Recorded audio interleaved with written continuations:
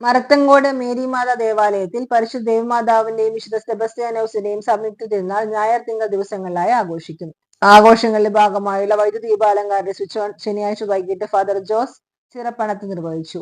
ഞായറാഴ്ച രാവിലെ 7 ഫാദർ ബിജു പാണേക്കാടന്റെ കാർമ്മികത്തിൽ കൂടുതുറക്കൽ ശുശ്രൂഷ നടക്കും.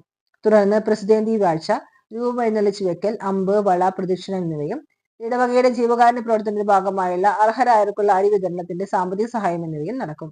തിങ്കളാഴ്ച രാവിലെ 10 ഫാദർ സാജൻ വടക്കന്റെ മുഖ്യ കാർമ്മികത്തിൽ ആഘോഷമായ തിരുനാൾ പാട്ട് കുർബാനയും ഫാദർ ജസ്റ്റിൻ പൂരിക്കുന്നൽ തിരുനാൾ സന്ദേശവും നൽകും.